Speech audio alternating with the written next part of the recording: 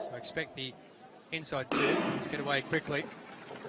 And they do just at that. Look at there, Kataya, who's already well up onto the wheel, Helbling on the outside. She's gone rocketing past there with around 50 metres of this race gone, but also doing well. Supageci of Turkey on the inside. She's doing extraordinarily well, Supageci, and she's actually taken the lead. So it's Supageci in first place, Kataya in second, Helbling, who's in third. It's a race in three there, but Supageci at the moment is holding off. Looks like Kataya is going to be pushed back into third place. It's Alexandra Helbling of Switzerland who's going to take the silver. They're going across in first place in a championship record of 30.93. It is Zubeda Supageci of Turkey who's taken a second consecutive European Championship medal.